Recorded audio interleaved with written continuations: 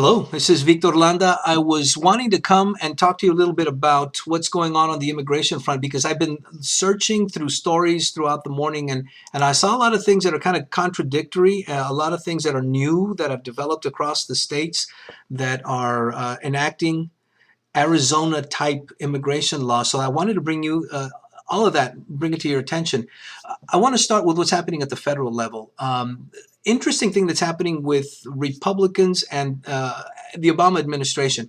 Republicans are starting to pressure Obama to go back to the days of the Bush administration when enforcement against immigrants at the workplace is what he was doing. You see, President Obama has been enforcing laws that affect employers, and by doing so has been very effective. In fact, the number of deportations in the Obama administration has been twice what it was before. In 2010, there were 400,000 people deported on immigration for immigration reasons. But that isn't, I guess, enough for Republicans. They're asking Obama to go back to what they used to be. And they're saying that they're going to use their new majority in the House to press for more aggressive enforcement without any path to legal status. What's interesting about this is that the Senate, the majority, Democratic majority in the Senate and President Obama have all said that it's not going to change and it's not going to go anywhere. So they're still pressing at it, much like they did with healthcare. The difference between the way Obama's doing it and the way Bush did it, two basic things. One is what the Republicans want to do is more traumatic for the immigrant itself.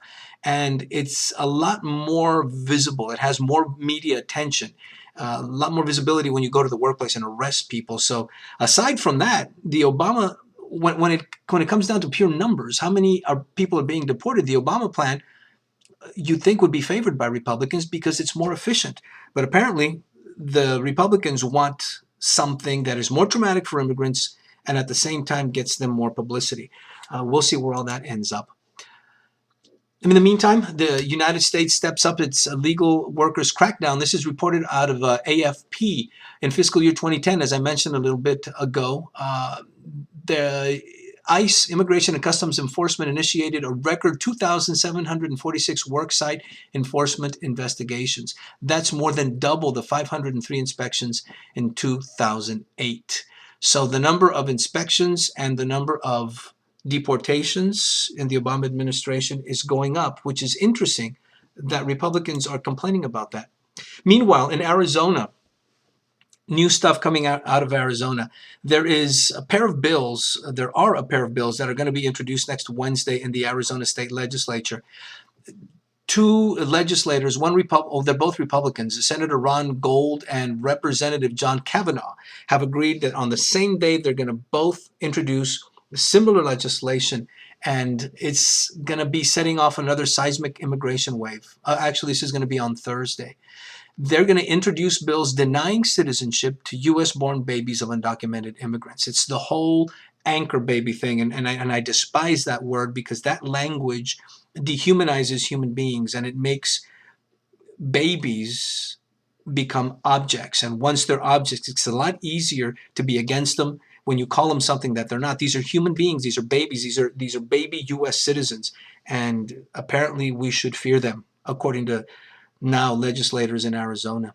What's interesting about this also is that this is probably going to end up where everything else is ending up, and we're going to talk a little bit more about that in just a little bit. But it's this cycle of challenges and going back to square one that we've begun.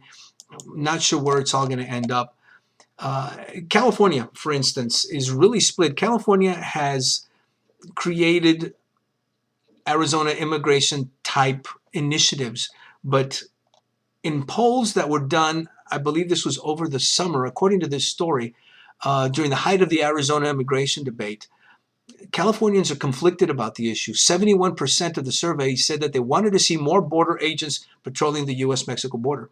But 80% favored a program to allow illegal immigrants who have been living in the country for a number of years to stay and apply for citizenship.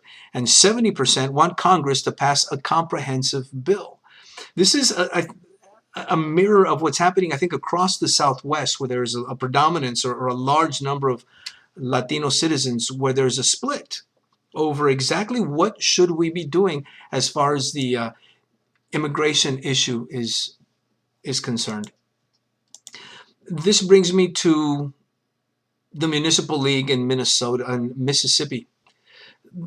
The Municipal League in Mississippi is concerned because there was a bill that was introduced in that state legislature, and it was a bill that mirrored the Arizona SB 1070. But what this bill didn't do was provide for funding. And this is really interesting because now the Municipal League in Minnesota, through its executive director, George Lewis, is saying that nowhere in the bill did it mention how local law enforcement would receive funding for training to check someone's immigration status. So there is an unfunded mandate on immigration now. They're saying that at least in Mississippi, they've caught on to this, that they're saying you have to enforce immigration, but there's no money to do it.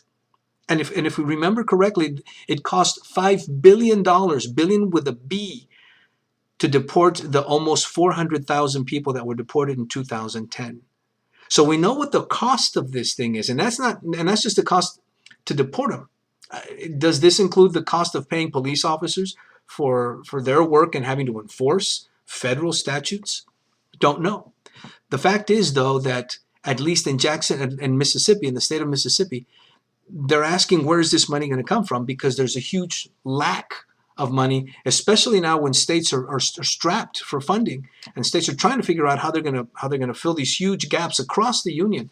And conservative legislators at the state level apparently are now passing unfunded mandates to go after immigrants.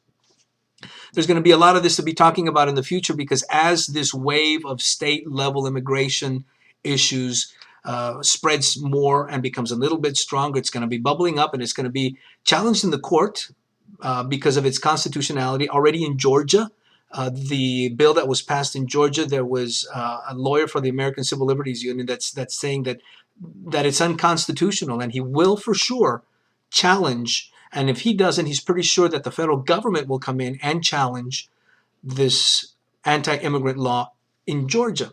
And in Mississippi, meanwhile, there are people that are already beginning to question, how is this thing going to be funded?